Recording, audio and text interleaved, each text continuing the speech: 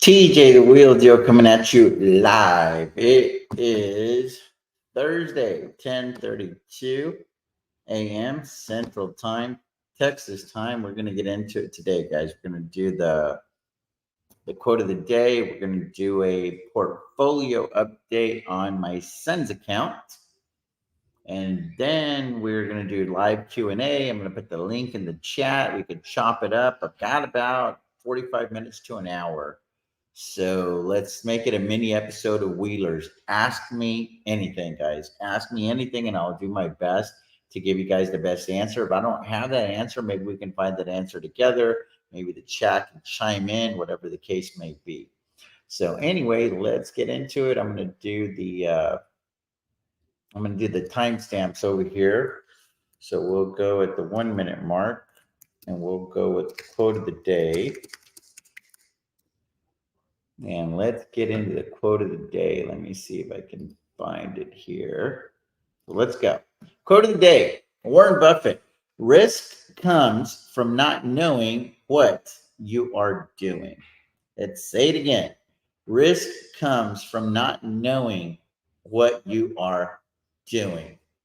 There's a lot of people, guys. There's a lot of people, I'll post a screenshot on X or whatever the case may be, and they probably look at the portfolio and they're like, oh my God, it's just a matter of time before he blows up the account or whatever the case may be. And it feels very risky to them because they haven't put in all the work like I have. So I think that there's a lot of validity to that quote from Warren Buffett. That risk comes from not knowing what you are doing. So you got to study these tickers. They ultimately have to go up and to the right. That helps.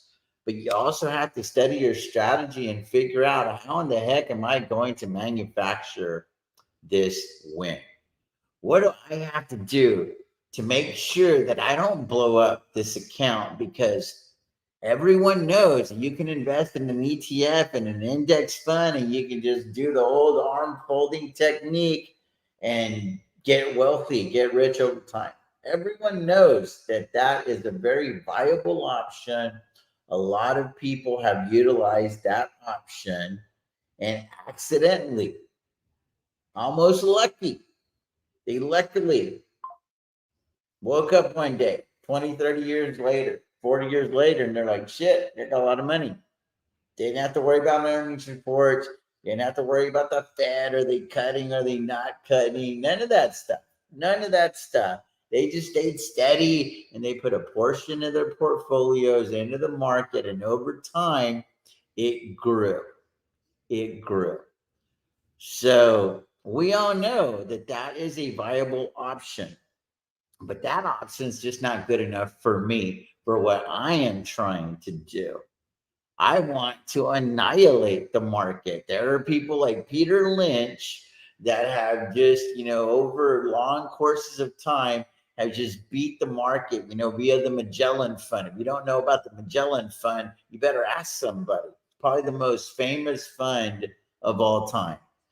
And he had a strategy, and over and over and over again, he beat the market, beat the market, beat the market. And that is what I aspire to do. But I'm doing it live on YouTube. This isn't just people writing a bunch of articles. Hey, this is the way that he did. And then everybody sits around the campfire and tries to figure out how it did. I'm trying to do it live so that everybody could just go and roll the tape and be like, this is what he did. This is where he made that Neo trade. Wasn't that crazy? This is how he did that SoFi trade. Wasn't that crazy?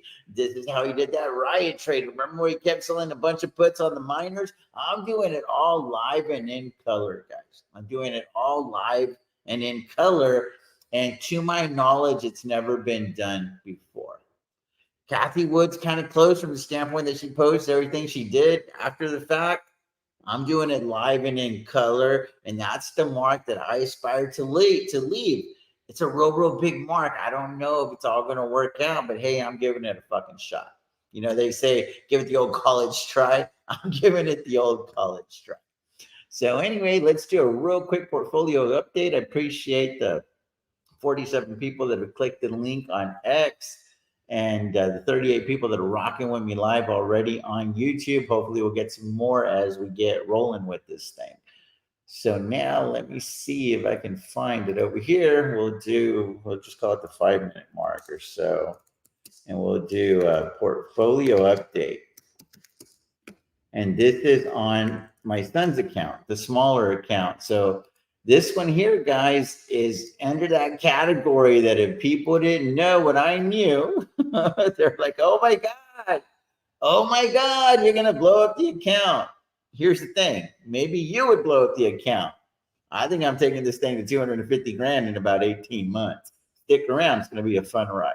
So what do we got going on here? We only got 2 positions. We're riding 2 horses in this thing. Why? Because I think that these are the 2 stocks that give me the most upside in the next 12 to 18 to 24 months that I've already done the homework in. Are they the most optimal stocks to have if you're going to have a 2-stock portfolio? Probably not, but I like to invest in what I know because that makes me comfortable. And I know quite a bit about SoFi, and of all the miners, Riot is the one that I chose to study the most, and I became more comfortable. And I think that they are going to end up delivering on all of those empty promises. As of yet, they're empty promises.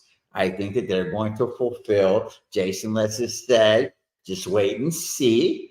And I'm not doing waiting and seeing. I'm participating because whenever they win, I want to win alongside with them. Whenever Anthony Noto and SoFi win, I want to win alongside with them. So the only way that you can do that is you can be a little bit of a player. We're all spectators as investors, but the way that you can become a player is invest into companies and hope that they deliver. It's really that simple. So what do we got going on? We'll start with SoFi.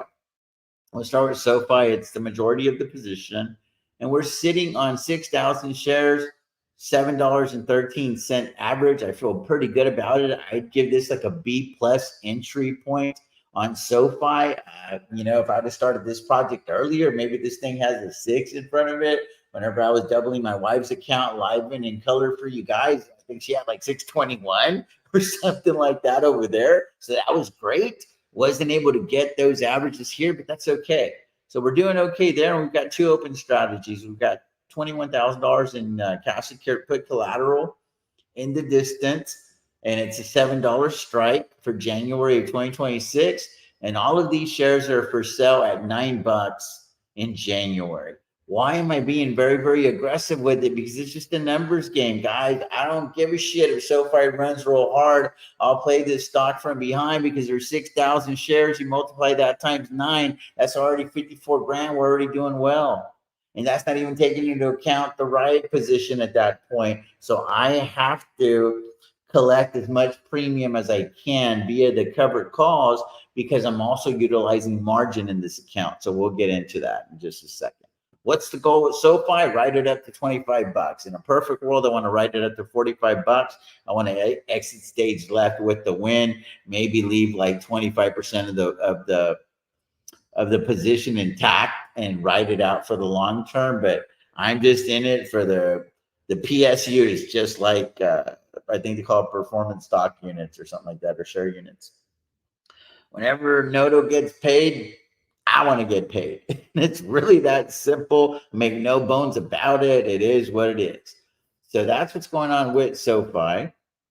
And then here's Riot. This is a new addition to the portfolio, and it's off to a pretty decent start. All of these shares are bought on margin, by the way. So there's 3,000 shares, $7. So there's $21,000 average on the shares. We're up a little bit on the shares, and all of these shares are for sale again in the distance at $10. So you go $10 times 3,000. Now you're looking at $30,000. You couple that with the 54,000 potentially with SoFi. I mean, I'd love to see the portfolio at about 80,000 by the beginning of next year. That's why I don't mind, quote unquote, putting a cap on the ceiling. Putting a roof on the house and be like, oh, you can't make any more money after that. I go, no, maybe you can't. I can. That's just when it becomes time to manage the position and things are trending in the right direction. That I couldn't think of a better place to be. I couldn't think of a better place to be where I took a big risk. I bought some shares on margin and the shit goes up and to the right. and everything is working out, and SoFi's been a dog. Now all of a sudden it takes off, and I have to play both of these stocks from behind for the next 18 to 24 months. And then I'm just deciding, am I going to close out the portfolio at 100 grand? Am I going to close the portfolio out at 200 grand? Am I going to close out the portfolio at 250 grand? That's the way that I look at it. I'm like, okay, I'm figuring out this lottery ticket. I'm scratching it. I know it's a winner, and I'm just going to decide when I'm going to go to the teller and cash it out. That's the way that I'm playing this thing. Now let's look at the actual numbers here. There's not a whole lot of buying power here. There's no cash. Margin total that they're offering me is 48,000. The margin used is 16,400. The options collateral is 21,000, and that is the law of the land. And I got a little bit of here's the margin buffer. So essentially, if shit tanks, I'm going to get margin calls. So I already know this. So what's the strategy? You got to look at the entirety of the situation. So I got to look at, okay, what is going on here? So I got to look at the transfers. I got to look at the transfers, guys. And I have put in about, this is why I don't show you all this stuff on the bigger account, because you see all this personal information here is fucking crazy, right? So I put in, if you add to it, when I started this project, it was over here, $1,000 January the 9th. So that was this year, January the 3rd. So let's just count it out. 1,000, 1,000, 1,000, it's 3,000, 4,000, 5,000, 6,000, 7,000. And then I put the 18,000. So that put us at what? 25,000, 27,000, 28,500, 29, 30, 33, 35. So the idea is to deposit $50,000 and turn it into either 100. I feel like 100 with these holdings could happen pretty easily, to be honest with you. But I think 250,000 is a cooler story, and it would really help set my son up for the rest of his life, because I'm going to show him how to fish. I'm not just going to give him the account and be like, hey, go buy a Lamborghini. Me, like, no. I'm going to show him how to fish, so that if anything were to ever happen to his job, the margin's already turned on in this account with $250,000 and margin turned on, and him having the skill set and me helping him out if God gives me health and everything else. Guys, Jeremiah would be set for the rest of his life. Not like super rich or anything like that, but he'd be comfortable. He could hustle. He lost his USA job. He could go hustle Uber, Lyft, DoorDash, whatever side hustles he needed just to pay some bills, and then work on his next double. And then he'd really, really be set, because then he could also start paying himself $3,000 to $5,000 a month off this portfolio, and eventually $5,000 to $10,000 a month off of this portfolio. And the portfolio can still continue to grow when we get it to those levels. So that is what I'm trying to achieve in this particular portfolio. So I look at the $16,400 in margin. I calculate maybe another $400 or $500 in interest along the way. So I look at these options here, and I'm like, I need them to give me about $2,000 more in premiums. And then I'm going to come with the other 15, and we're going to wipe the slate clean. And I think that I could do all of that by the end of the year. That's kind of the way that I'm looking at it. I don't know about the $2,000 in margin, because everything over here, or as far as the premiums, because everything's already accounted for January. But the first part of next year, on the next rolls or whatever the case may be, or maybe these expire worthless on the next round of covered calls, between both of those positions, I will be able to capture at least $2,000. And then now, as I get some individual cash, what I'm also looking to do, the wraparound strategy that I'm also looking to implement, once I'm able to deposit the $15,000 into this account, is now I'm going to look to buy leaps on these positions, especially if they stay low for a little bit longer. I'm going to look to buy maybe between both of them, between 10 and 25 leaps, because then that will take the mindset from like, okay, we'll get to 100, but now with the help of these leaps, if I get in trouble with the covered calls or whatever the case may be, and I kind of want to just reset, well, I could write up those leaps and help get us to that $250,000 goal. So that is what is going on with the portfolio in a nutshell. So let me go put this over here we're going to go at the 15-minute mark, and we are going to do live Q&A.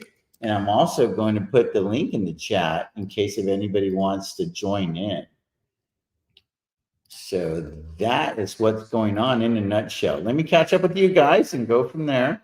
What's going on, Dex? What is going on, Mark? What is going on, Lousy? What is going on, Stillian? I hope everything's going well. What a cool name, Tanev.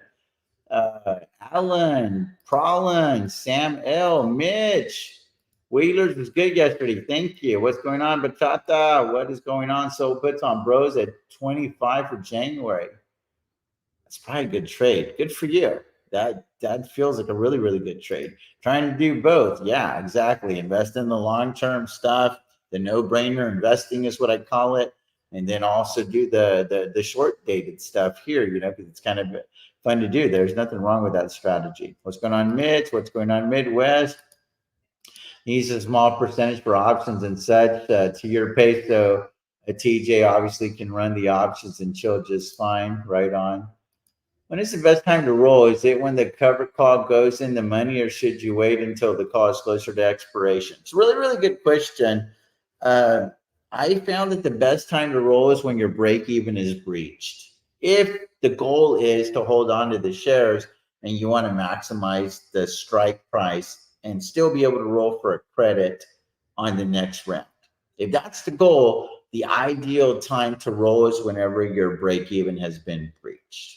If you wait too long, then it gets harder. It's almost like gravity's pushing against you, and it gets harder for you to be able to roll for a credit. So that is what has worked for me. Chime in on the chat if you guys think that y'all have a different answer with that, because I am all ears. I am all ears. This is where this isn't an exact science, guys. You kind of have to piece this thing together as you go. It's a tailor-made suit.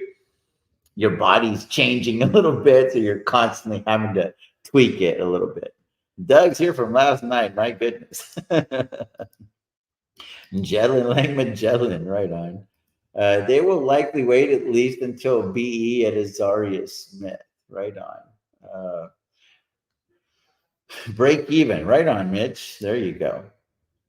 What's going on, Mr. G? Congratulations on that milestone today. I know it didn't hold, but it was still fun to see, I bet. Would you sell hood $20 puts? Definitely. I'd probably do it right after the event. We have some, and the big portfolio, we've got them at 21.50, I think, or 21 for 10.18. I think the event is on 10.16. So yeah, I mean, I definitely do that. What's going on, Daniel? Bro, my 15 lips would print. Right on.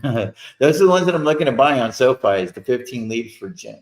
I'm looking to buy 10 of those. I thought about doing them today, to be honest with you. In fact, you know what? I am going to do them today because SoFi, I don't think it's going to stay under 8 that much. So I'll just figure it out. If we get margin call, well, I'll just send freaking grand or two and call it good. So yeah, so that was something that I wanted to do today. Is I wanted to go ahead and lock in those leaps. I wanted to go ahead and lock in those leaps, guys, real quick. So how do you do that? We're going to go here, buy, call, and these are going to be out of the money leaps. These are lottery leaps. These are lottery leaps, and I'm not going to look to sell cover calls against these. And I want to line myself up right there with Anthony Noto. I want to go right here, and I want to go 10 of these bad boys. And I want to see if I can get them for like 106. You're paying $1,060 for the right to buy 1,000 shares of SoFi at $15 per share by June the 18th, 2026.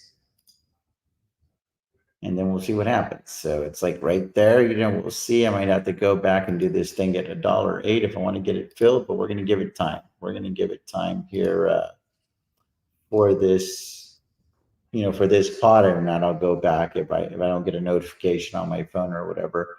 I'll go back and just change the amount of premium that I'm willing to pay for that.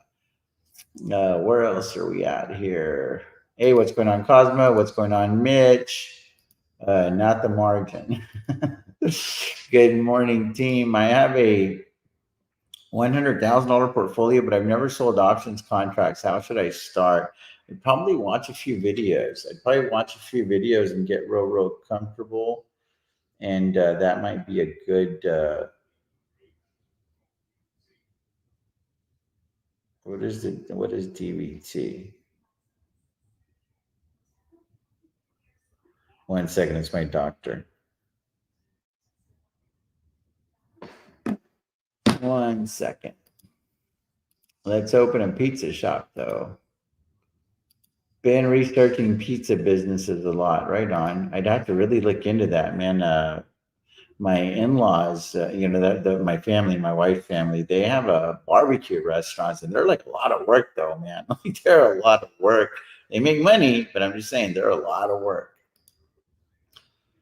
Have Hood 23 puts that expire tomorrow. They paid me 49 cents in premium. Do I just take the shares or try and roll a week if I can get a break even or a small credit?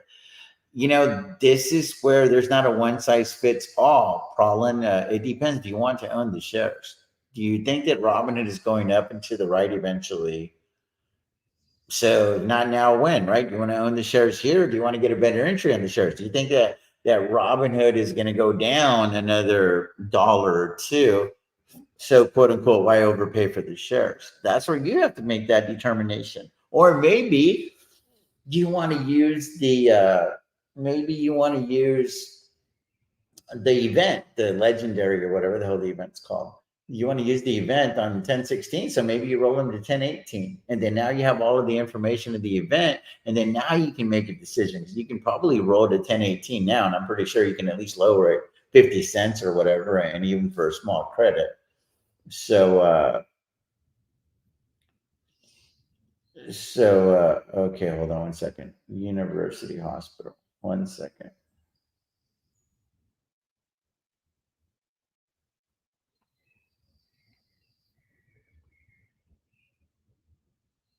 Asking about where my blood clots were treated because I had a thrombectomy or something like that. Anyway, an angiogram and a thrombectomy. It was a shit show. They put like a needle in my leg with like a fishing string, and there was like some sort of a balloon, and they like inflated the balloon and pulled the blood clots out. It's really painful. Really painful. Hopefully that helps you, Prolin. Not advice, but maybe depends on if you want to hold the shares at that level, but you can always wheel. Yeah. Bill White rolled my Tesla backstop trade into SoFi today, 35% gain, cool 450 contract. Right on. SoFi, it really is. It really is. I had a decision that I was looking at making on TSLL. I was up like 60% on the trades for January. Been in the trades for less than a month.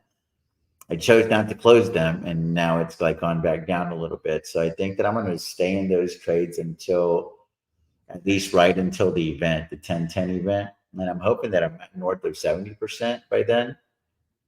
And then I'll close those out. And now I got to look for the next trade. Hopefully, Riot hasn't run too much because that sounds like one that I could easily slide into.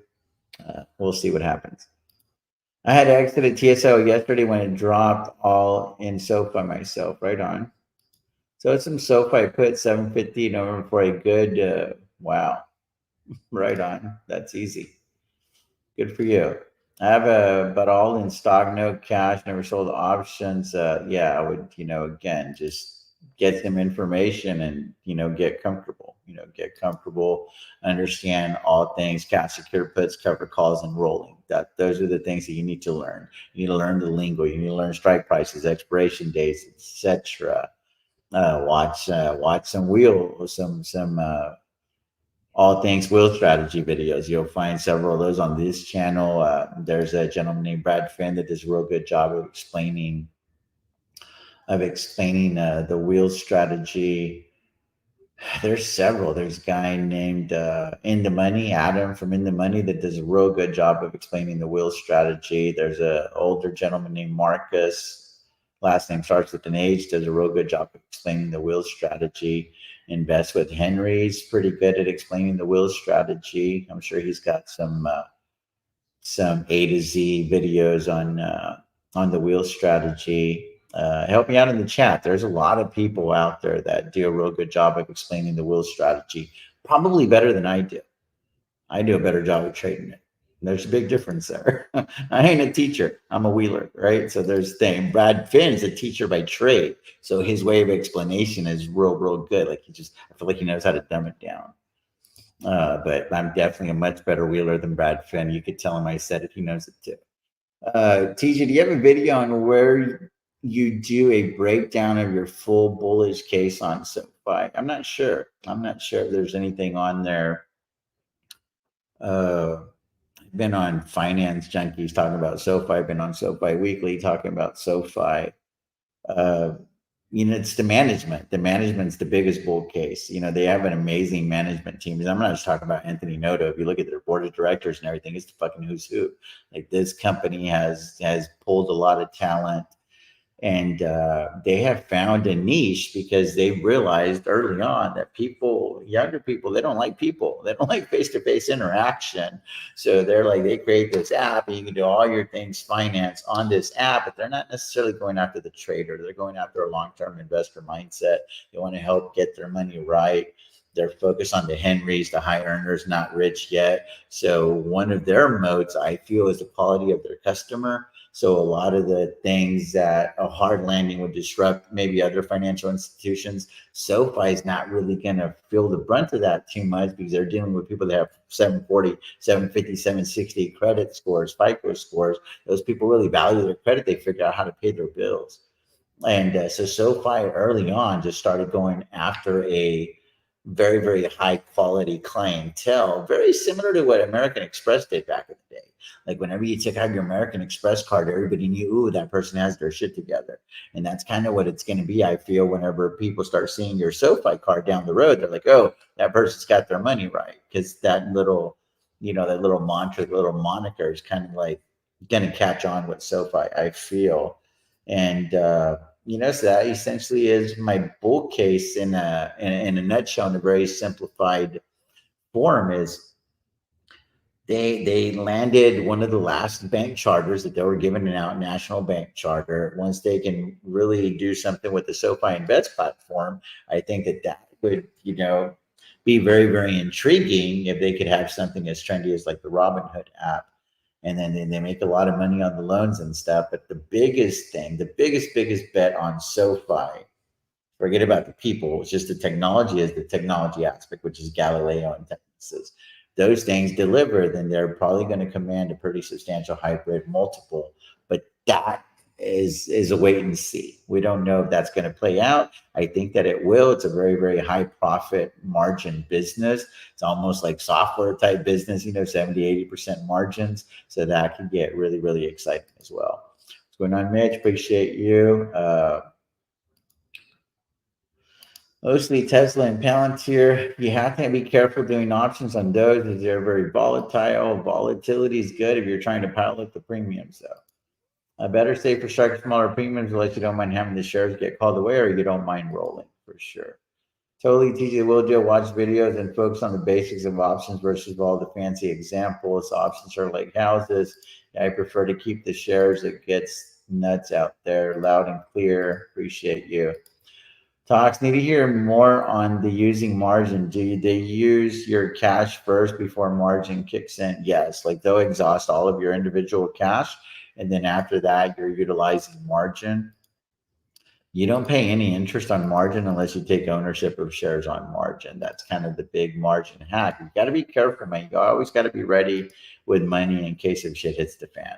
So I don't recommend selling cash and puts on margin if you don't have access to cash, because you're going to find yourself losing a lot of trades trying to remedy a margin maintenance situation. So just be careful. That's why I don't feature this portfolio very much. I'll start featuring it more in a couple of months once I finish depositing the 15,000, because then there's going to be like maybe $2,000, $3,000, $5,000 in margin. That's it. So I think that's okay, but I don't like the level of margin that's being utilized on it right now, because it sends an irresponsible example, and I don't want people following me into that because they might not have the the pockets that I do to be able to satisfy that margin. Like I could send these $15,000-$20,000 tomorrow. Kristen might get angry, but it didn't really change anything. You know what I mean? Like it's not going to be a life changer for me.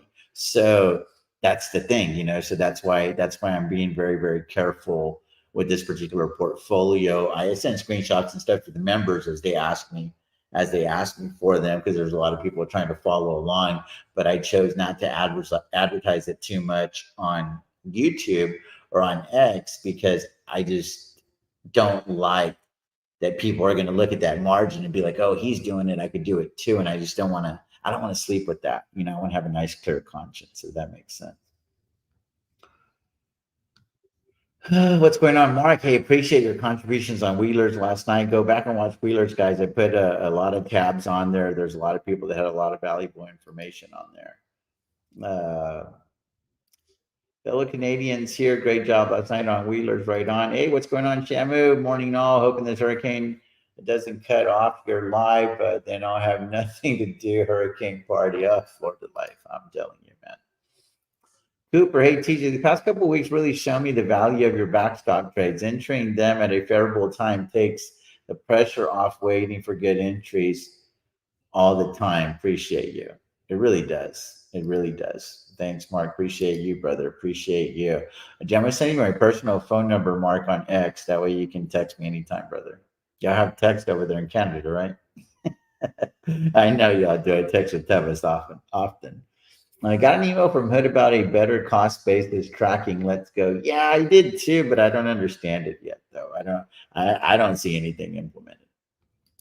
Hey, what's going on, Steph? We're gonna be over there. We're gonna be over there in your area, Irvine, October the 16th, 17th, something like that. Let's get together.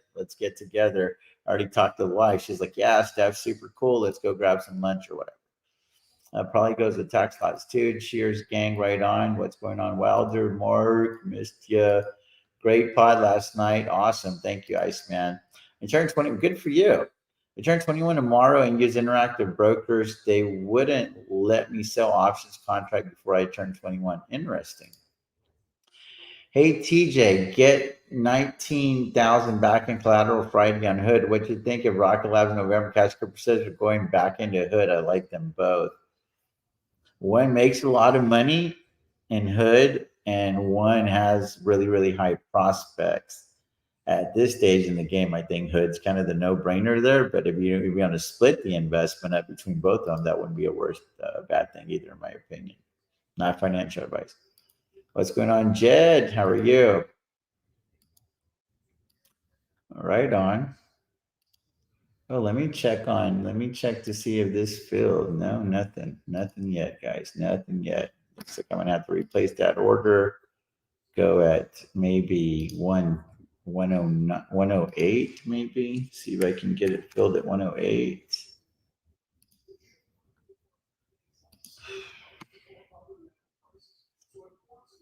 There we go. So that happened.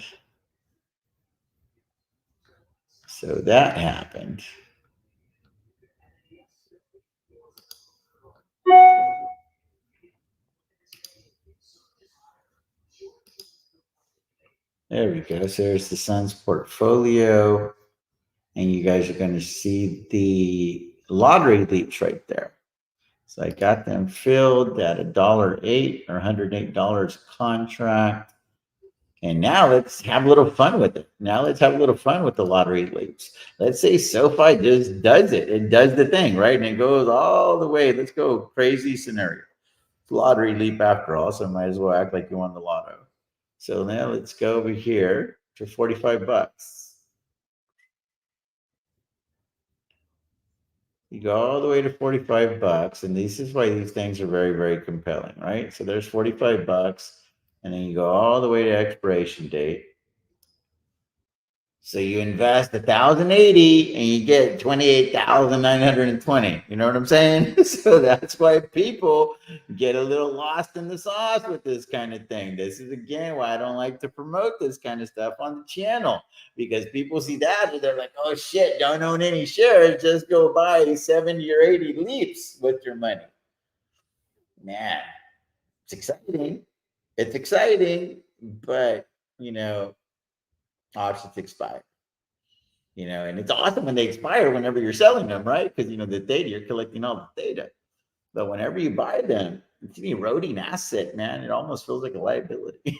So that's the reason that I only buy leaves with a very small percentage of the portfolios, regardless of what portfolio I'm working with. Leaves is like the last thing that I buy. It's like my button up strategy. So anyway, just kind of keep that in mind.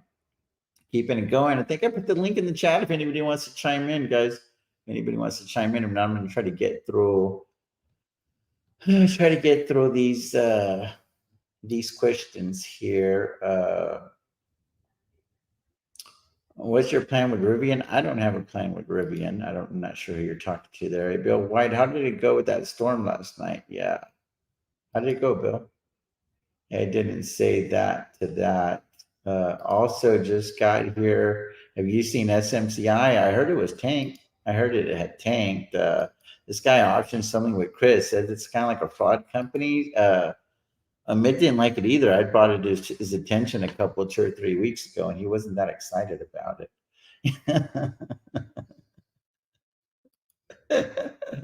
I think he's talking about the Brad Finn comment.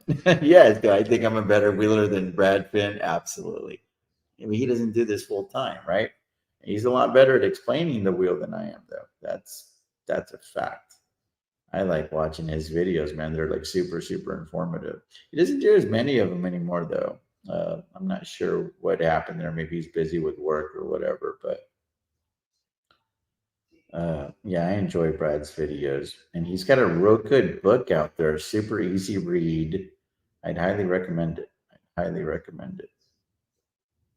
Anyway, I'm just trying to get through some of these emails. So where are we at? Hey, what's going on, John Frank? Appreciate your contributions in the chat last night. Knowing wheeling versus manufacturing the win is completely different. TJ is the GOAT manufacturer. Appreciate that. What's going on, Scar? Any thoughts on NVDL? Granite shares leverage. Yeah, I've done a couple of puts on NVDL. I've been running the wheel on this. Yeah, it's a lot like TSOL. It's the same type of deal. It's good. There's NAV erosion and all that stuff that you deal with. It is what it is. But if you want exposure to those two, high quality companies in NVIDIA and Tesla, they don't require as much capital, and that's also what's appealing to them.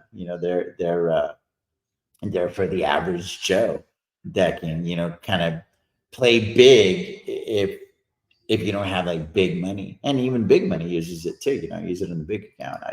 NVDL is good. I think TSOL is good.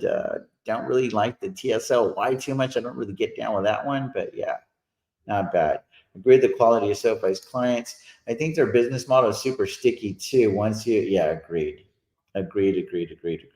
They're flywheel, man. It's like a lure. It's like, they just keep catching you, and then they're always inundating you with so much marketing, man. I have the credit card, they're always marketing like refi and stuff because we have this mortgage. Eventually they're going to get me with another couple of products. The checking and the savings, I don't have that with them yet. I think I have accounts, but they don't have any money because they did send me like debit cards. So somehow I have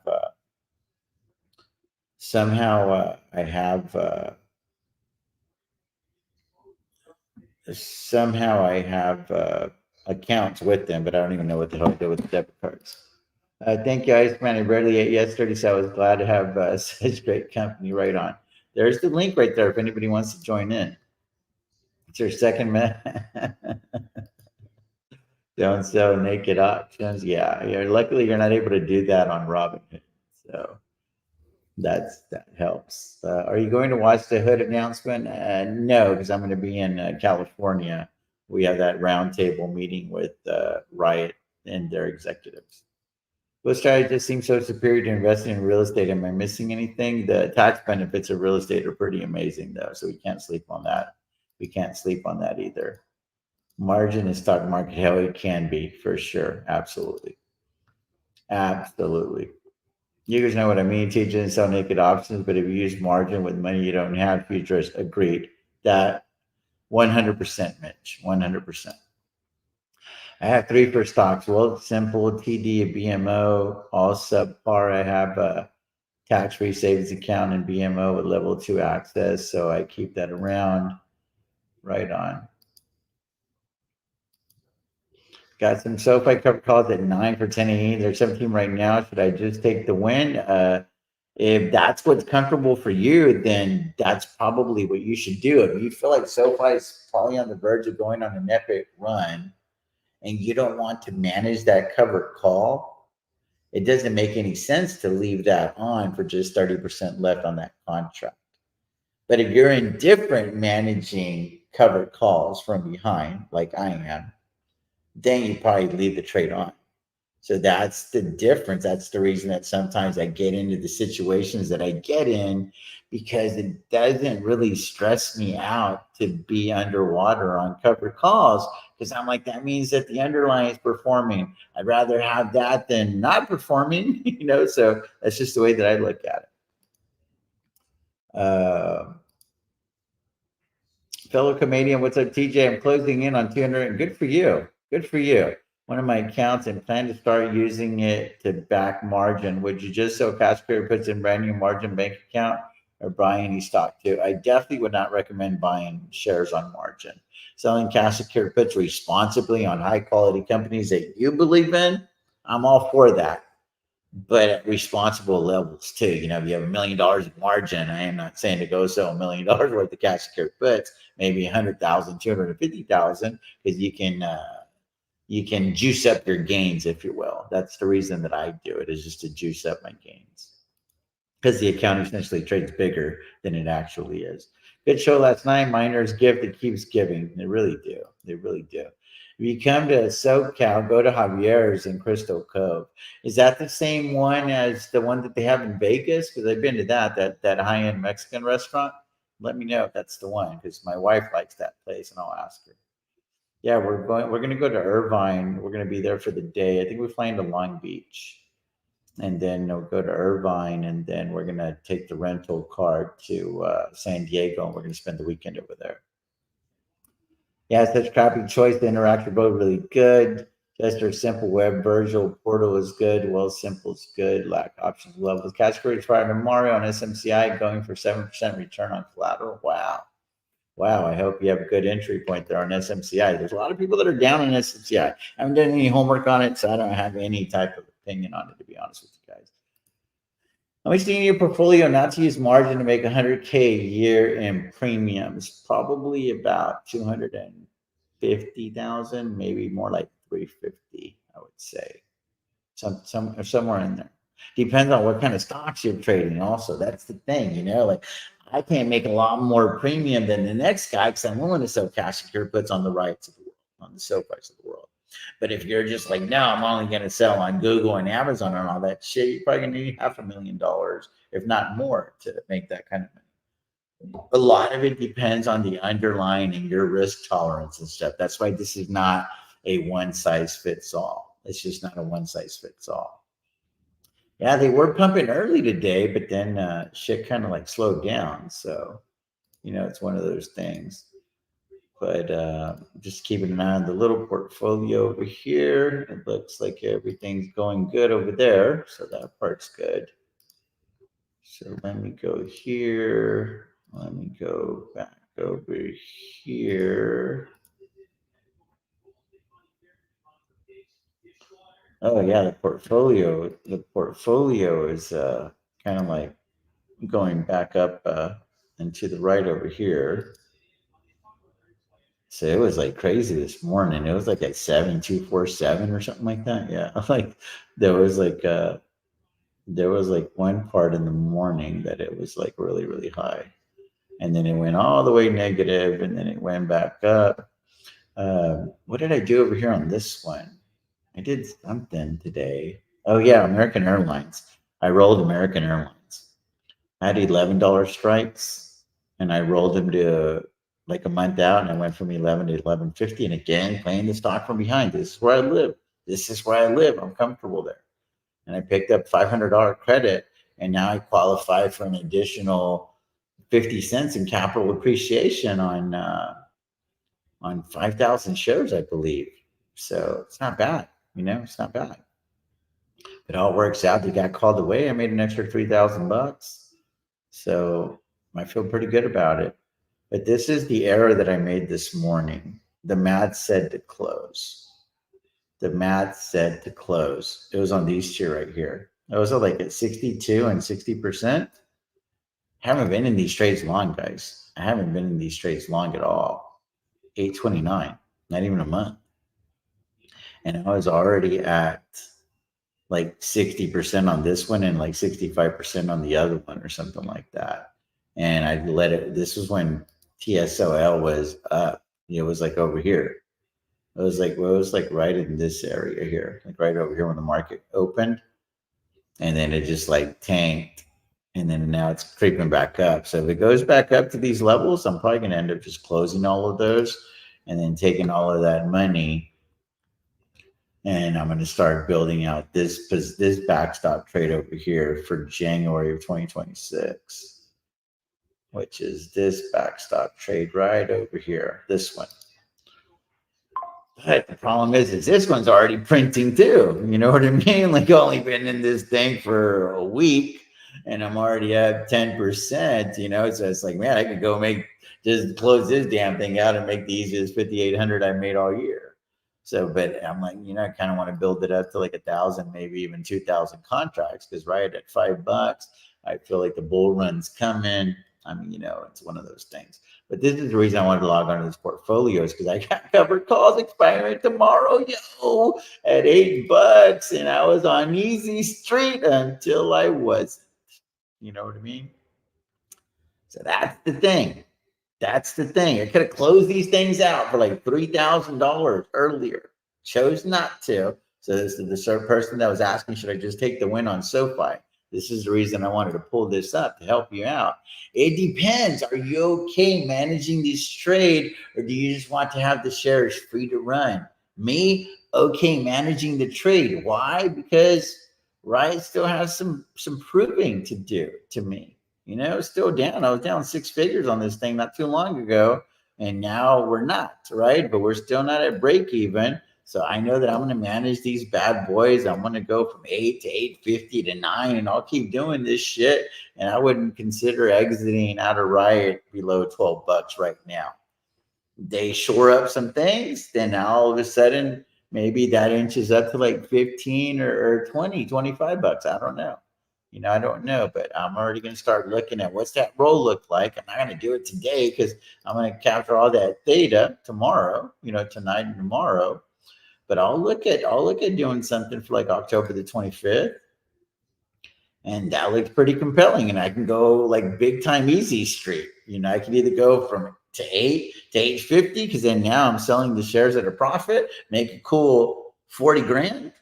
That's not bad. Or I could go more conservative, capture a lot more upside because it's 100,000 shares. So you're talking about qualifying for another $100,000 in capital appreciation, and I pick up 26,000. This is probably the one that I would opt for, and that's a 34 delta. That's where I like to play. That's why I like to play on a covered call whenever the underlying has yet to prove itself to me.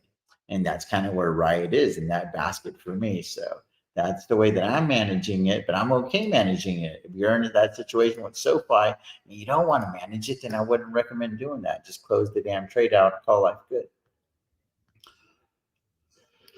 Hey, TJ, sold cash here puts on Riot for this week, 750 up 94%. Do you think assignment and sell covered calls or close and sell another put on Riot? Thanks.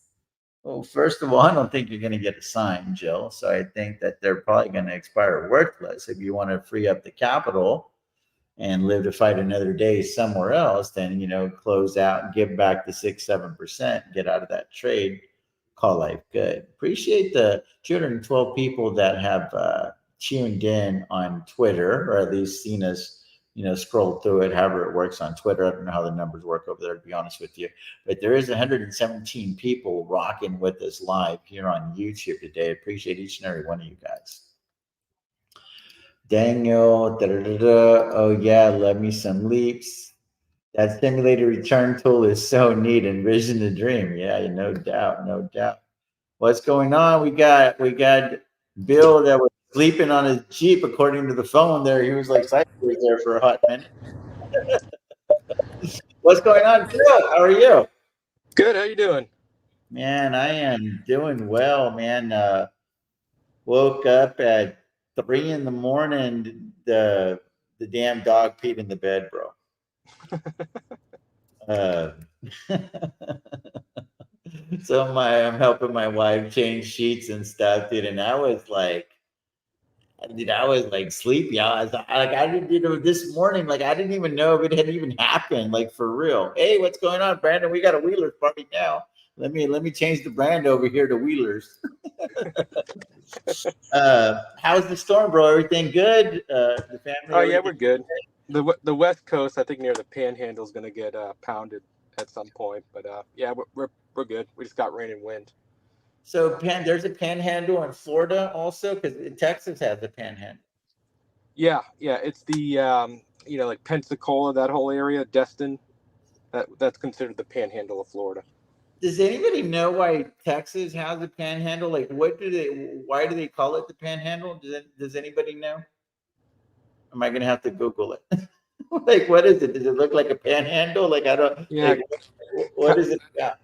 kind of. Yeah, it's a kind of an area of the state that kind of sticks out from the rest of it. So kind of, I think that's my understanding. I don't know exactly, but essentially you can hold it like a pan type of thing.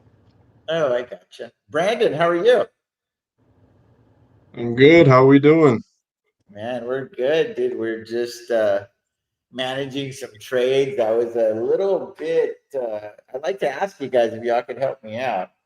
I Yeah. was a little, like perplexed whenever I looked up and I was like at 64% on the TSLL cash secured puts that expire in January, been in the trade for less than a month. All the math in the world says close. But then here was the conundrum. One, I was dealing with the dog, and then we had a grocery store order that had been delivered. So there was all that stuff. There was commotion in the house, dogs going crazy. Kristen was in the middle of feeding them. It was a shit show. So I wasn't able to do it from that aspect. But then there was another aspect in my mind. Okay, cool. I closed out all this money, free up, $750,000 roughly. What the hell am I going to do with it? Because there's still easy money to go grab over there, in my opinion. So that was like the thought process real quickly. So I kind of violated that one of the golden rules, which is see profit, take profit. Let's start with you, Bill. How would you have played that scenario? You get into a trade that you didn't think was going to perform this well that quickly, because that's the scenario that I'm in.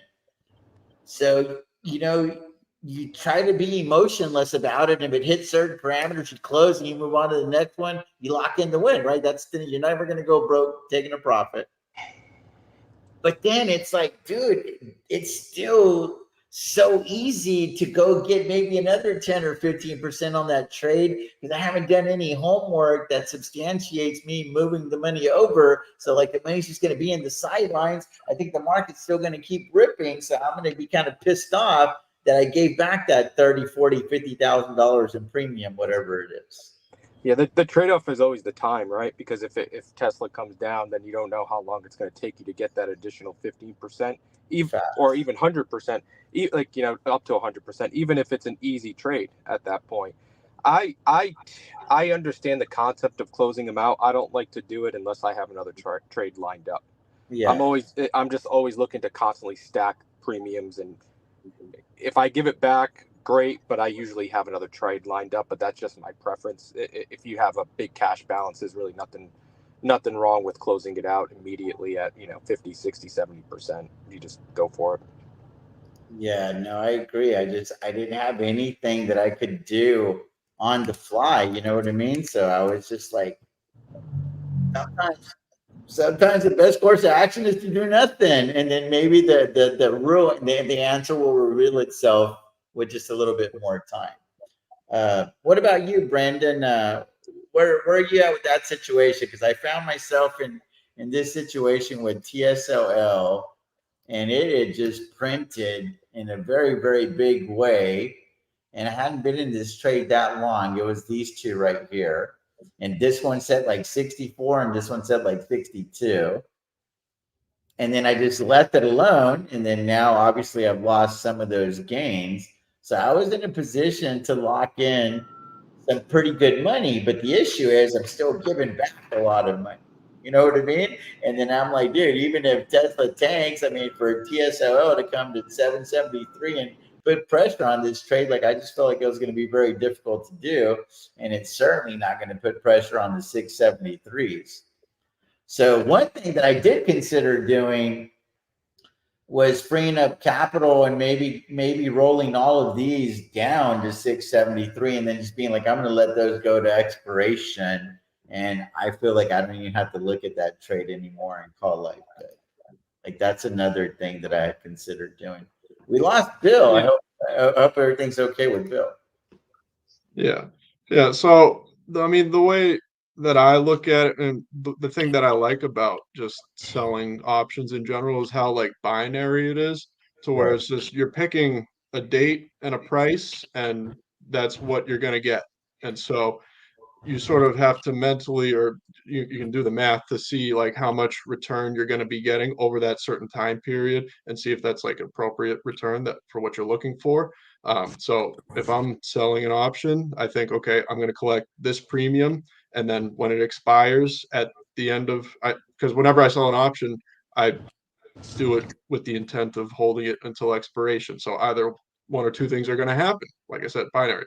I'm either going to get assigned or it's going to expire worthless. And if it gets assigned, then we know what we're going to do. We're going to sell calls until that gets assigned as well. And so we're going to expect a certain amount of return for each position that we're entering in. And so obviously we're not in your TSL situation, you didn't expect it to run up, but you still had an expectation of how much you could have made overall. And Right. so I try not to like let FOMO be a factor. I think of it as like I got into this position knowing what I'm getting into, and so that's what I'm going to get. So you're kind of the school of thought, like, hey, you already agreed to this on the front end, let it play out. It's working for you. And if it isn't broke, don't fix it. Yeah. Keep it simple is what I Less like is to say. more. Less is more. I definitely am more of the school of, because it's such a volatile asset class, because it's a 2 times leverage on Tesla, and it could be a big time sell the news event. That's happened a handful of times with Tesla already for us. I'm trying to get to 70% and close it before the event. But I also have to have something else lined up though, because I don't want to just go all the way into cash going into this epic bull run that I think that we're going to go on. I think Santa's coming to town, all that stuff. You know what I mean? I think the election, truth be told, is going to be a big nothing burger because we know what we're going to get with Trump if he wins. And we're already getting what we're going to get if Kamala wins, right? Because he's already in charge, in my opinion.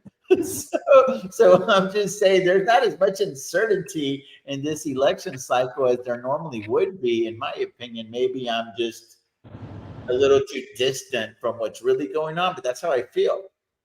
I'm like, dude, is anybody going to be freaked out? Really? I mean, there's going to be a lot of people that are butthurt with their feelings. It's a whole different thing. But you know what you're going to get if Trump wins. You know what you're going to get if Trump wins. And we're already getting what we're getting with Kamala. So, like, I mean, like, what is everybody? Why are they up in arms? You know what I'm saying? I just think that people are just cheering for their favorite team to win the Super Bowl. So that's it. But I feel like this is the most election season is the most uncertain time in the market, but it's kind of a cool thing for us that a lot of that uncertainty is actually out the window because the person that's running against the quote unquote incumbent is we've already had them for 4 years. So it's kind of a neat place to be as an investor, I feel. What are your thoughts on that, Bill? Yeah, I hear what you're saying. I do think that there's certain things that a government can implement that takes a few years to really see the negative or positive effects of it. All right. So that's why I think it's important to listen to some of the things they actually are proposing, even if the government will kind of shut it down and you get locked out and they can't actually accomplish what they want to accomplish. that's kind of actually the best case scenario, is that you actually have a locked government, whether you're Republican or Democrat. It's just they can't really get anything done. It's kind of the better way to look at it.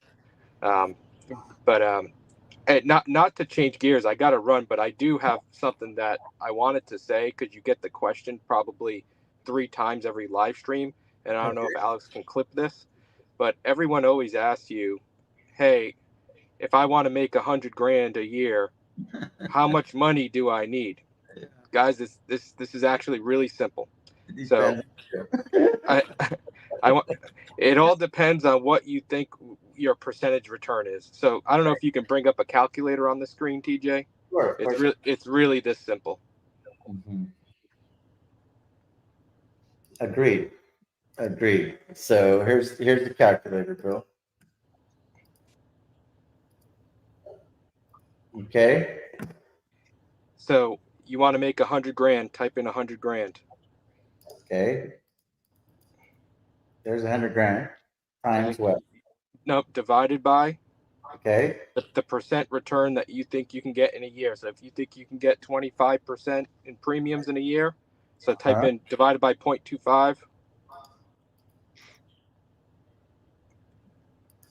You need 400 grand.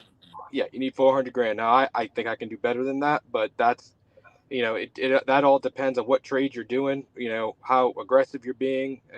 There's a lot that goes into it. So asking TJ, you're asking him a question that's impossible to answer, because he doesn't know what trades you're going to do. So this is a really good exercise, Bill, and this is how I backed into it for me. So to me, 100 grand is kind of like the number, right, that everybody shot for when I was growing up, starting to make money. I remember putting it in my journal, like my little diary or whatever, like, I want to figure out how to make 100 grand. That was like the thing, right? That was the holy grail, if you will. And the way that I backed into 250,000 is because I feel like a $250,000 account with margin trades like about 400,000, and that will allow you to make your $8,000, or you need, like, I think it's like $8,300 a month is what you need to make 100 grand, right? Whatever. Yeah, that's not factoring in margin, but you have to. But you can do that. You can say, hey, if you have 200 or 300 grand and they offer you up 100 grand of margin, and you're going to be selling cash secured puts. Essentially, that you have to have at disposal X amount of money. The return is the part that you can't possibly answer for anyone, because you don't know what trades they're doing. I don't know what kind of underlyings they're trading. You know what I mean? If you are willing to sell cash secured puts on the Teslas of the world, the SoFis, the Riots, I do believe that you have enough capital to hit your goal, but you got to be able to stomach that roller coaster, that volatility. Yeah. But if you want steady, AT&T type shit, Verizon type stuff. I know that Verizon had a little bit of a run here recently. Excuse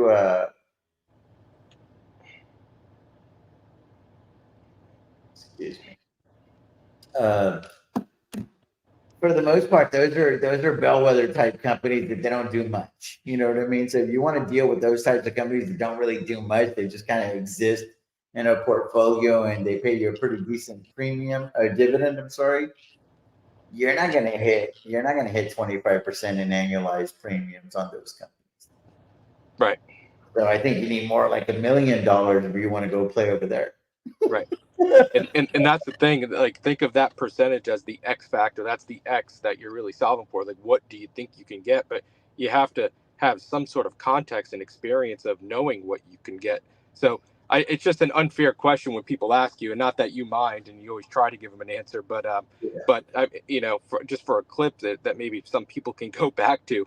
I mean, this is really a mathematical formula. Yeah, agreed. And I think that the premiums are very, very accurate. What one also has to account for is the paper losses or gains.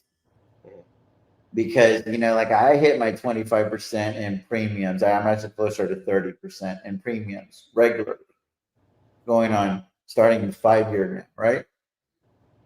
But what's not consistent is the capital appreciation or depreciation. So when I look at the portfolio, the only thing that I calculate in my mind is how much premium that I'm going to bring through the door with the capital that I have at hand, tied up in covered calls, and what I have access to for cash secured puts. Yeah. That's what I calculate because that's what's real in my mind. I have no idea if SoFi is going to go to 20 or 2. You know what I'm saying? Like, I feel like it can go to 20 more so than it can go to 2, but we don't know for sure. We don't know.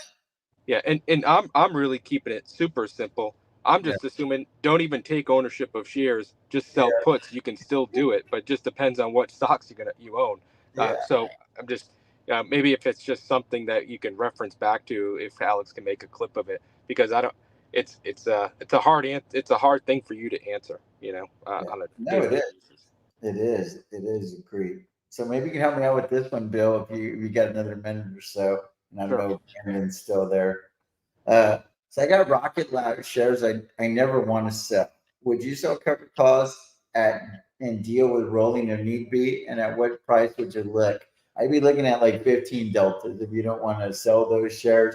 And I'd be looking at like literally like a week, no more than 2 out, because there's less that can go wrong during that time frame. Whereas if you start doing 30 and 45 days out on a stock that you really don't want to sell, you're asking for trouble. Yeah. You're asking for trouble, especially on a stock like Rocket Lab that could legitimately double in price with a couple of big contracts in a 30 to 45 days. Yeah. That's me. Yeah, and I agree. You need to keep it shorter term because you'll always be able to roll out to the future and actually get that price up. Whereas Yeah. if you're doing longer data, even if it's like quarterlies, you know, when you go to roll those, things can get out of hand, especially if the stock keeps running up on you, and then you're gonna have to boot it out to the future. Like you're gonna have to keep booting it out to the future in order to get it up. And I don't know. I'd also just, I would just say never, Right. as far as when you never want to sell. You never know. Yeah, because I think that if Rocket Lab shot up to $15 tomorrow and you don't sell, my question would be why? Like, why wouldn't you lock in that win, knowing that more than likely they're gonna have to revisit $10 or $11 again? Because I mean, they're gonna need money. Yeah. I'm just saying they don't have an ironclad balance sheet yet. I mean, studied the company a little bit. I'm not Matt Money or Vince is bullish. These guys have really dedicated a lot of hours to this underlying. But I'm pretty damn sure all of their financing isn't in place to just be like, hey, we're solvent for the next 5 years. I don't think that's the case. I could be wrong though. I could be wrong, but I don't think that's the case. I don't think so either, but I could be wrong too. So if the financing isn't like Palantir, where Palantir doesn't need any money, dude, and they haven't needed any money for like the last 3 years, you know what I mean? That's where it becomes tough. That's where it becomes tough when you have a machine that's already well oiled and you just don't know how fast it can run before it blows the gasket.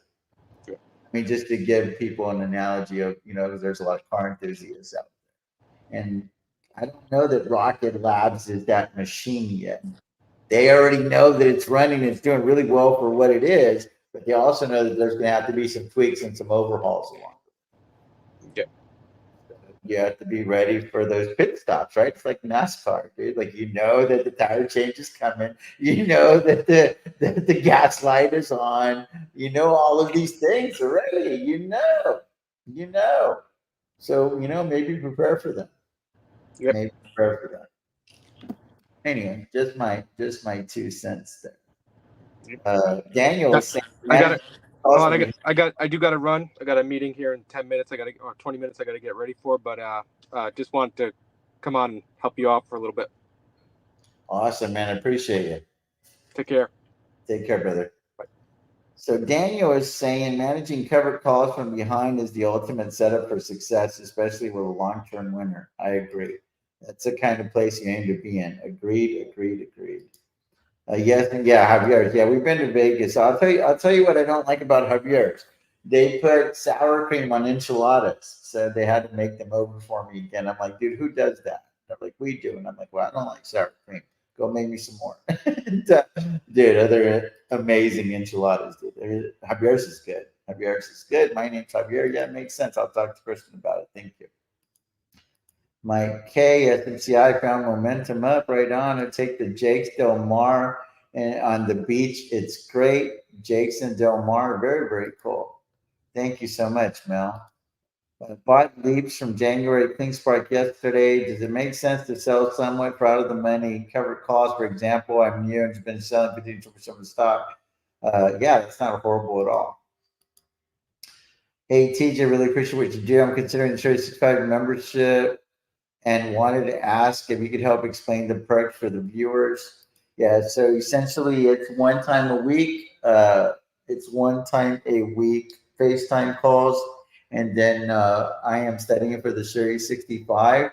So when I get back from California, I'm going to put a schedule out and everybody will be able to study with me that aspires to we'll essentially do a private wheelers for that level of member, and we'll just kind of treat it like a study group. So I think it'll be really really cool because there's a lot of people that aspire to get it, but it's always nice to have a study group. That way you can kind of like feed off of each other. We can take all the practice exams together and whatnot, and kind of like learn how to pass this exam as a group, and then hopefully all of that information filters out to you guys. And I already paid for a class, for a study class, so I have all the study tools. So all of those will be made available on that particular membership. How much money does the person need to both grow and to live on it while wheeling? My number is always $1 million, but again, it's just such a loaded question. It depends on what your situation is exactly. Yeah, exactly. Exactly. There's Brandon. Oh shoot, there you go. Sorry about that. How are you? Sorry about that. The upper chain was calling me. The audio good still? Can you hear me? Yeah, everything's good. Cool. Live on YouTube. My son, I'm just telling him that I'm living on YouTube. Anyway, so I think there's an echo on.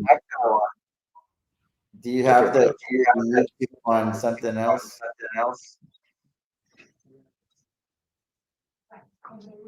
I think my speakers were just too loud for my.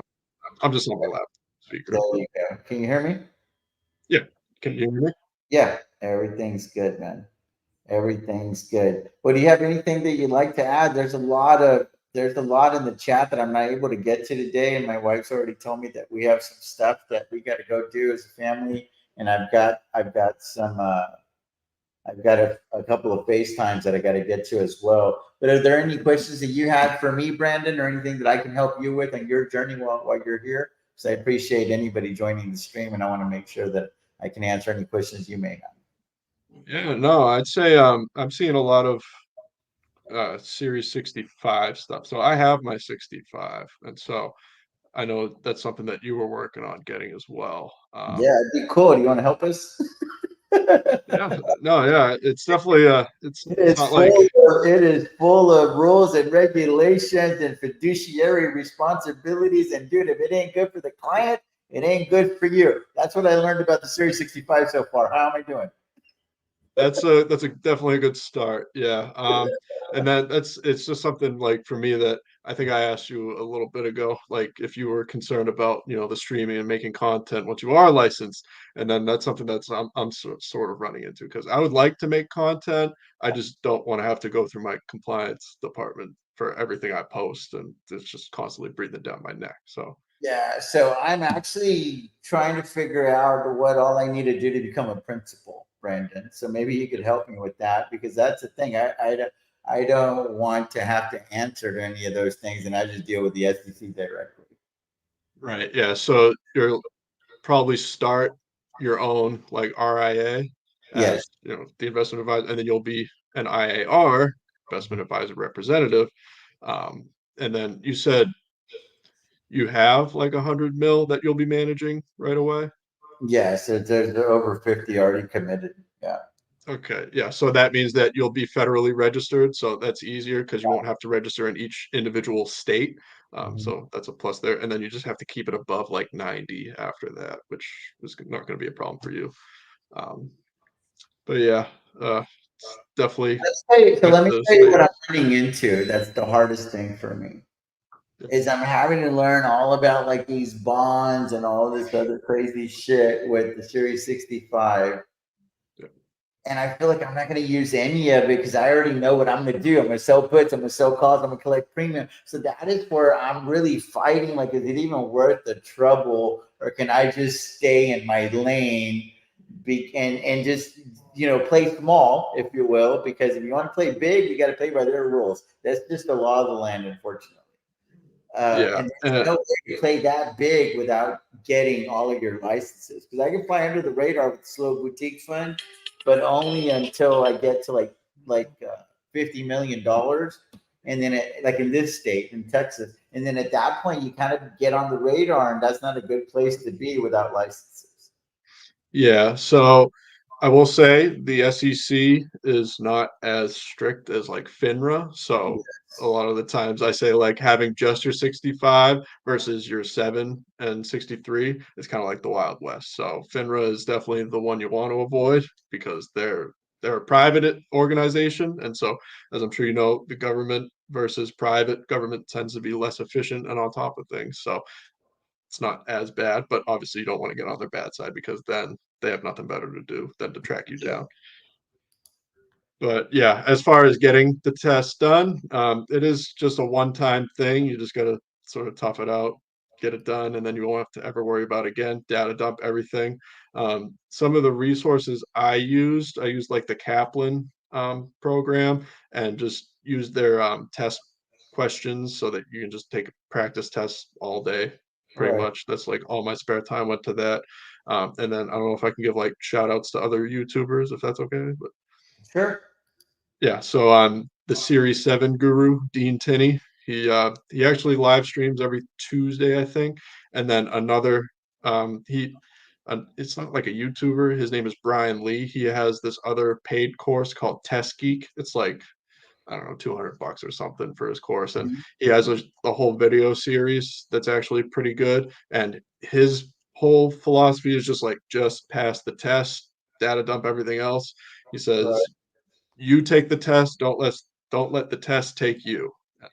I like that. He just outlines this is what you need to get done, this is the minimum score you need to get for each section, just pass it, get it, forget about it. Yeah, that's really good. I'm trying to pull up the because I haven't even looked at this in like 2 weeks. Because I was like, I'm gonna do it after California. But I'm trying to see who I use because I'm paying like $50 a month or so for this thing. And dude, it's really, I mean, it's so far, it's really good. It was it was a link that I clicked on. It was from YouTube, of course.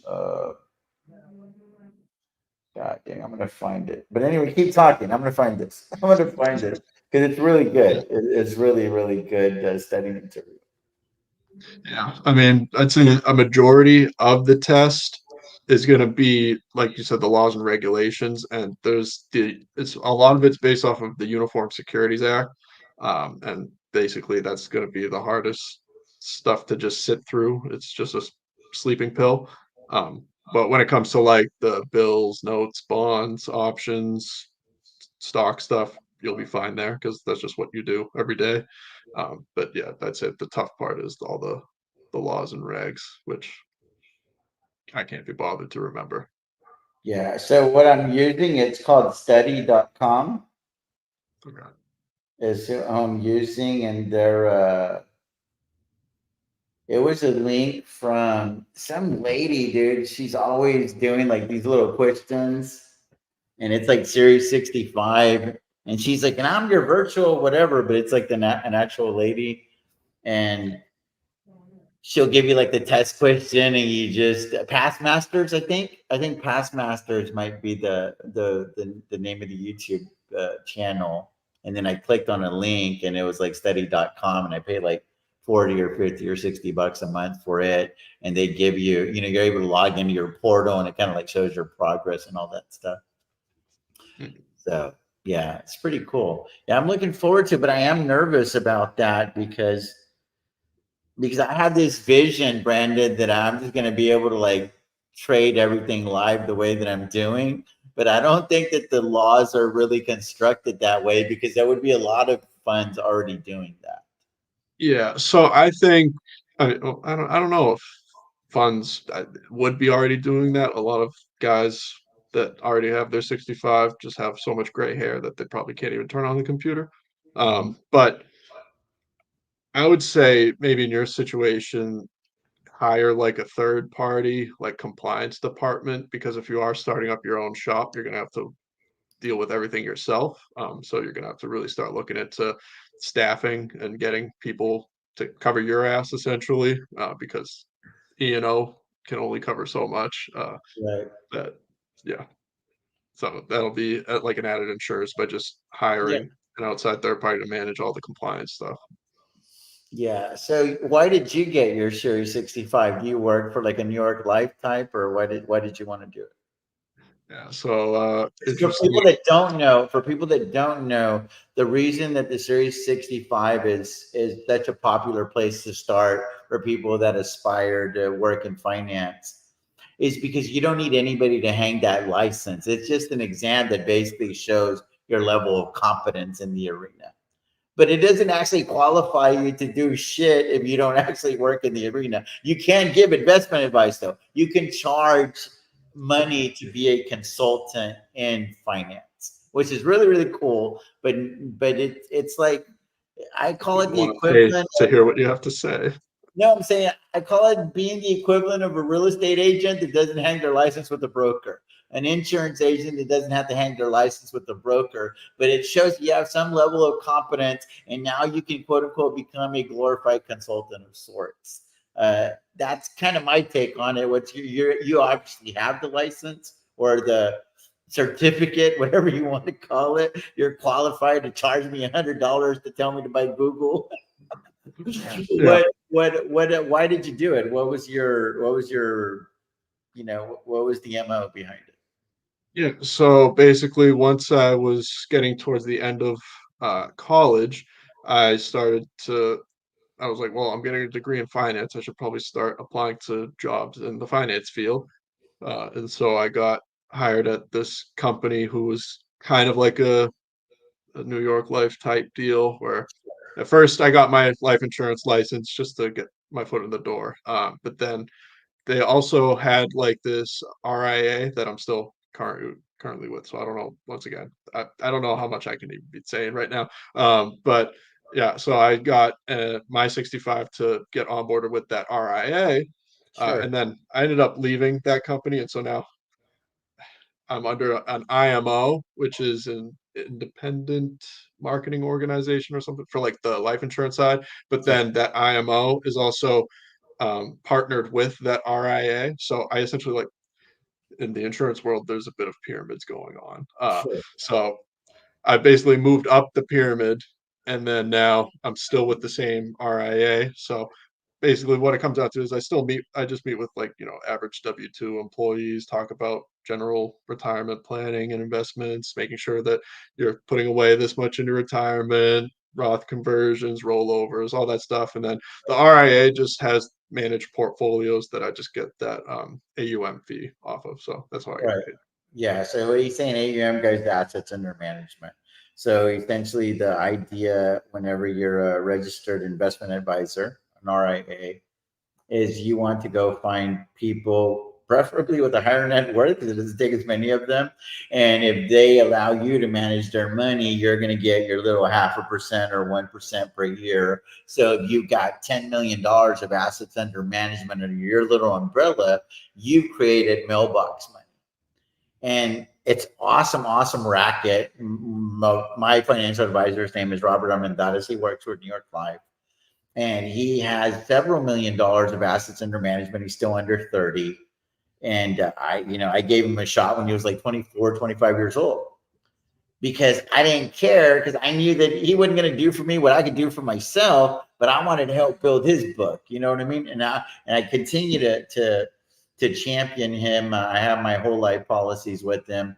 I don't have anything other like in investments because whole life or variable universal life, they're not really quote unquote investment vehicles because unless you reach certain thresholds, And again, because I don't have the licenses yet, but there's this, what do they call them? Where they when it becomes break point, huh? or are you saying like if you put too much money in? Yes, yes, there's a, A MEC, modified endowment contract. yeah. So don't make your ass. Then it They'll- becomes taxable. yeah, so you cannot treat life insurance like an investment.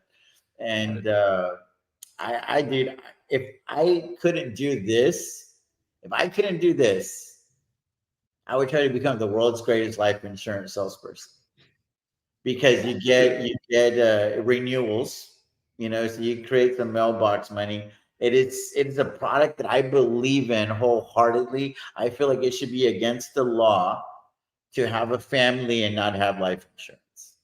That is how strongly I feel about it. True story, hand to God. I've had life insurance on my head since I was about 24 years old. Right before my son was going to be born, I was like, okay, you brought life. You're bringing life into this world. The least that I could do is make sure that he's taken care of if something happens to me and he doesn't have my earning ability to help him grow up. So life insurance just made sense for me. But it was really death insurance, right? Because I had a term life policy, so there was no benefit for me. It was going to be benefit for the beneficiaries. But then I learned about like whole life and variable life and index universal life and all that shit. And I don't think it's the best product. I think that I'm from the A.O. Williams school of thought, the Primerica school of thought, of buy term and be responsible and invest the difference. You'll get better value out of that. But if you're lazy and you know that you're not going to do it, then just get your ass in a whole life policy and call life good. Yeah, That, I and mean, I'm in I, this. I Yeah, could pitch that, Brandon, and I'll make millions of dollars doing that shit. I'd have a life insurance channel, TJ, the wheel deal life, and I don't know, I'd call it something. You know what I'm saying? And I just feel like, bro, you're gonna insure your fucking iPhone, you need to insure your life.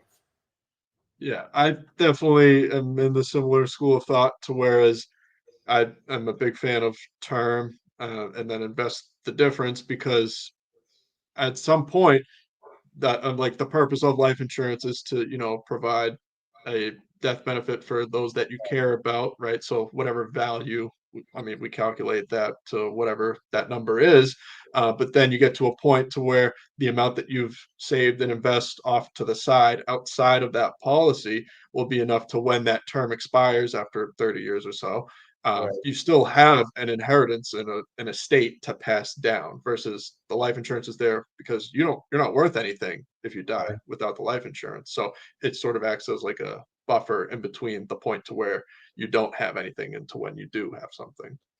Yeah, I think that it's a necessary vehicle until you're self-insured. And when you become self-insured, it's when you have a pretty substantial net worth to where it's like, okay, I don't need any money coming out because the estate, everything's, planned accordingly. There's a certain amount of money I can bequeath, and you learn all this other fancy terminology that broke people don't know. Right. So you figure out how can I leave them the most amount of money without having to like, well, let me just give them the title to the real estate property so they can go get taxed like a son of a gun. I mean, so there's little things that you learn. So you just essentially learn how to circumvent the system as you make a little bit of money. And Yeah, and then making sure you're having your estate planning, your trust, living wills, power of attorneys, getting all that done. yeah, so interesting stuff, man. Interesting. Well, man, if there's any way that you can help us, that would be awesome, dude. That I would would be love to because I mean I don't really like I do like my financial advisor job, but like I'm not like I do it because I like talking about finance, and so if I can help people, like my main goal every time I talk to somebody is to leave them better off than how I found them. Um, sure. a lot of unfortunately my industry or the advising industry itself has a lot of bad actors, you could say, Of course. and so like I said, I don't try to maximize the commission I can get from a life insurance sale. I don't try to, take anybody because if somebody even if someone doesn't have like a whole lot of like investable assets, I'll still talk to them because I want to make sure that they're at least going to be on the right track because I'm under the belief that anybody that lives in the United States can be a millionaire. And Yeah. so if I can establish a relationship with somebody and help them get to that point, then I'll get paid at the end of the day or later on. So I'm investing my time into someone that I think can become wealthy in the future. Yeah, for sure. Well, let me get like 4 or 5 of us because I think right now there's only 3 in the little deal because they're paying for the membership. They're paying quite a bit of money, and then if you help like kind of like spearhead that movement because it'll be a private wheelers. It's not gonna be for the whole channel because nobody's gonna want to reveal how dumb they are. And what am I saying? Dude, these practice exams, I've taken a couple of them, dude. I don't know that much. Like, I mean, like, my God, every question I did, it's always like a 50-50 proposition in my mind, dude. It's very rare that I see some of these questions and like, oh, I know the answer to that one for sure, for sure. Dude, these things are tough, bro. Like these things, like you really got to know this shit inside out, backwards, forwards, left, and right. Yeah. I mean, it's been like almost 2 years since I took it, so I'll probably have to do some refreshing myself. But definitely I think we take could some just we practice. can just go through the study material together, and then I keep getting the Yeah, questions wrong. Then maybe you can just clarify it in my head. Because my wife will take some of them with me. She's an econ major from Stanford, and it seems that she just does better at the shit than I do. And it kind of pisses me off a little bit, low key, right? Because I feel like I know how to make more money than her in the stock market, but it's just some of this shit just makes sense in her brain. She's just wired smarter than I am. for sure. So it's fun, man. It's fun to learn, but it would definitely just be private wheelers because we don't want people to feel exposed whenever we're trying to learn this material that's very painstaking. And then I was like, I can compensate you some to make it worth your while, Brandon, because I know that at the end of the day, it's always nice to get a little bit of a pay. I am compensated through your knowledge and, like I said, the entertainment alone. Like I'm just in between meetings, so I need something to keep myself from going crazy. Yeah, I appreciate you. So how do you feel? Let me ask you this question. How do you feel knowing that you have all the licenses to be able to talk about it and stuff? And then you see someone like me or the Invest with Henrys of the world, and you're like, dude, these fucking people. And granted, Invest with Henry probably had enough knowledge to get all the licenses. He says he worked at Goldman Sachs and all these other places. Uh, and you see them making money hand over fist. How do how does that make you feel? Because we essentially color outside of the lines, right? And you now are kind of like pigeonholed into having to color within the lines. Like, how does that? Because I ask my financial advisor all the time, and I feel like sometimes he doesn't like me from the standpoint of like, he doesn't have the liberty to do all of the things that I do because he has to stick with New York Life's products and all that stuff. So it's very rigid. It's a very rigid system that he's in. Yeah. So as far as like what I can invest in myself or what I'm able to like recommend other Know people what to. you're able to recommend because I feel like if people just copy my trades, they're going to outperform the stuff that you can probably offer them, but they're also going to sleep better at night doing your deal because they don't have to do shit, right? They just gotta put it into Vanguard, Van Campen, or whatever the hell y'all are using these days. And so what it comes down to is the people that I try to talk to and try to make clients because I'm not trying to make you a client because you clearly don't need an advisor to tell you how to make money with your money. My job is to help people that can't help themselves essentially, and like I said, to leave them better off how I found them.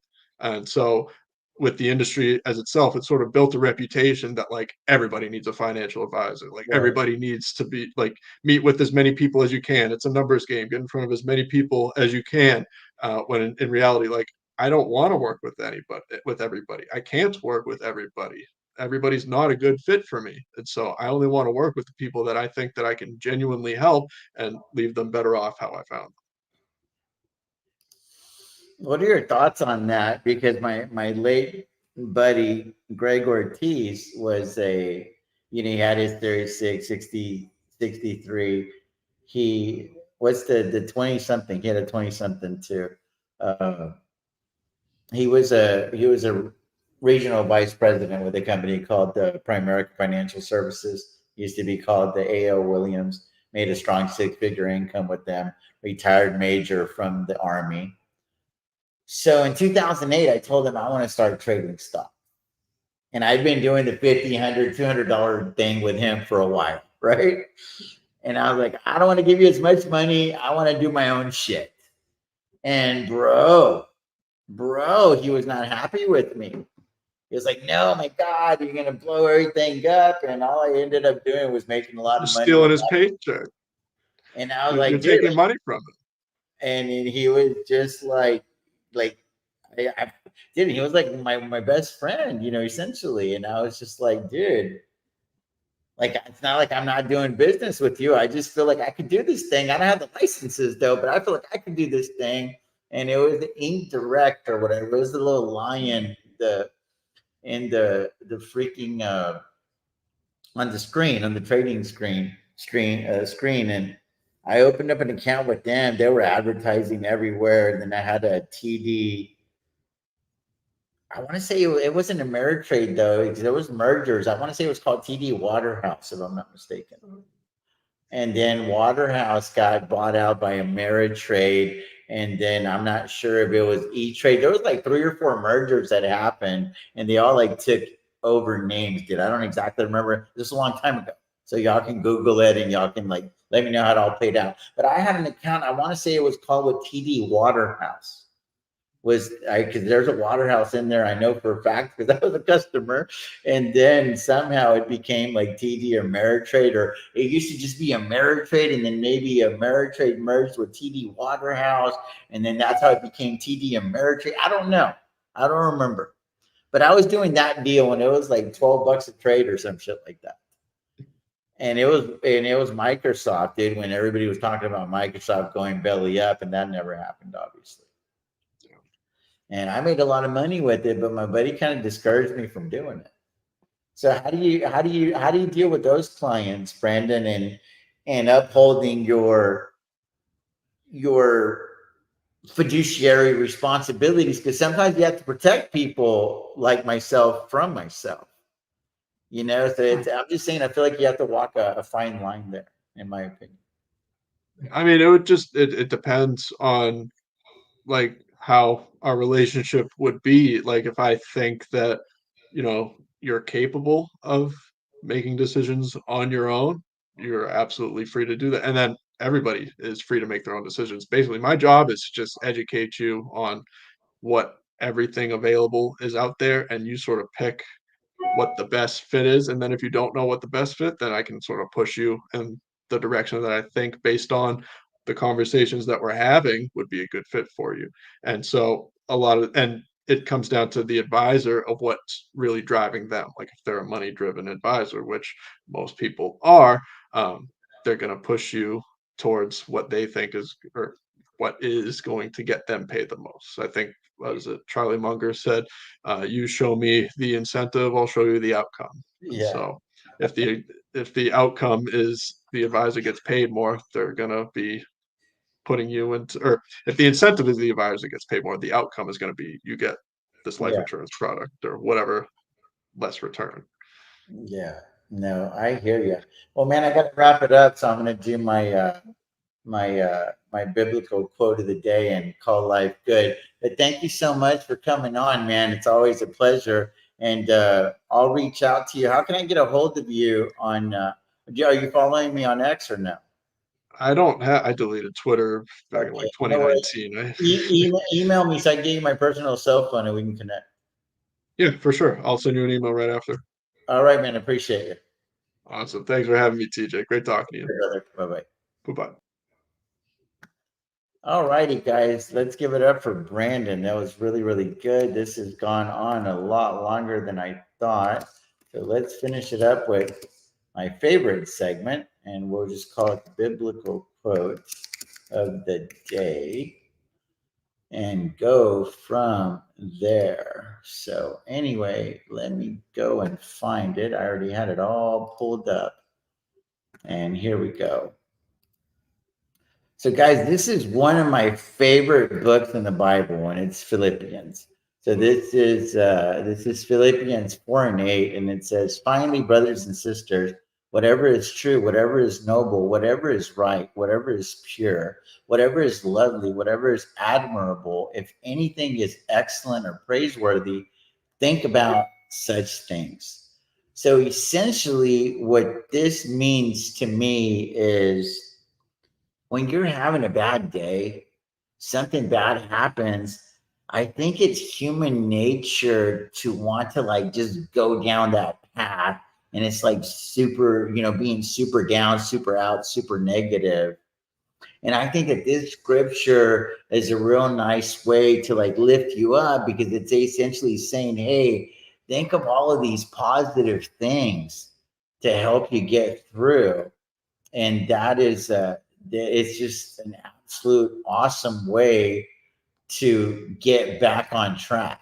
So this is another way to look at it is like, when things are difficult, we tend to go to the negative side of thinking. It is so easy to worry and to be anxious. It is so easy to get angry and offended, but praise God for giving us a way of escape. He tells us to think the complete opposite of what is normal for us in our flesh. Thankfully, he gives us what we need in order to overcome our carnal desires, his holy word and the power of his Holy Spirit. And he essentially says, focus on or think on these things. And it's Philippians 4:8 on what is true, and that's Jesus, that's truth. John 14:6, we talked about that one yesterday. What is noble, that's Jesus, King of King, Lord of Lords, Revelations 17:18. What is right, Jesus, our righteousness, 1 Corinthians 1:30. What is pure, Jesus, our holiness and purity, 1 Corinthians 1:30. And what is lovely, Jesus, that's a personification of love, 1 John 4:8, where it says that God is love. And what is admirable, Jesus, only one worth admiring, Hebrews 3:3. So I think that if you think on those things, guys, if you think on those things, it is my firm belief that it's very hard to have a bad day. It's very, very hard to have a bad day. Like I feel like I'm like an eternal optimist. Even whenever things are going really, really shitty, I always try to find the light at the end of the tunnel. And I feel like that it is a light and that's not a train coming at me. So I always try to stay positive no matter what, because it's all easy. It's easy to praise God when things are going your way and falling in your favor. But I think that your true faith comes to the forefront and is revealed when you learn how to praise him in the storm. So if you're going through a storm, like just try to think positive things, positive thoughts, because like positivity breeds positivity, just like negativity breeds negativity. And it's not integers. It's like two negatives aren't going to make a positive. So you need to always try to be positive, try to be optimistic. I thank my God for my wife because sometimes I'm having a bad day and she's like, you need to be more positive. You need to be more optimistic. Think positive thoughts so that they can manifest in our lives. So she steers me. She gets me back on track when I fall off track. And so it's really, really important to have someone that can kind of like call you out and nudge you in the right direction. And if you don't have that special someone in your life that can do that for you the way that my life does for me on a daily basis, then I recommend that scripture, Philippians 4:8, and read that over and over on a daily basis. Make it one of your daily devotionals. And guys, I really think it's going to be very, very difficult for you to ever have a bad day. Bad days have a bad day, so that's going to lead to a good day. A good day leads to a good week. A good week leads to a good month. A good month leads to a good year. Good year leads to a good life. And it's just all manifesting it positive, positive, positive. And don't interact with anybody that wants to be negative. If they want to be negative, don't let them drag you into their web. Don't let them drag you into their web. You want to pull people into yours. If they got a negative thing going on, let them play over there. Encourage them to come play over here, but you're not going to go visit them over there. So you'll be the type of person that radiates positivity, and you attract who you are. You attract who you are. So if you're positive, you're going to attract positive people into your life, and then you're going to have a lot of positive outcomes in your life. That is what I feel. I truly, truly feel that. And I think that that's the reason that life has kind of really worked out for me financially and otherwise now, is because I'm generally pretty positive in nature. Like, it's not hard for me to do that. Sometimes I get off track, but luckily I married a woman that helps get me right on track, because she don't like negativity. Like, we can't do any negativity in this household. She's like, that's just not what we do in this home. Everything here is positive. Anyway, TJ the Will Deal signing off. As always, may your sky stay blue, stock screen. Peace out. God bless you guys.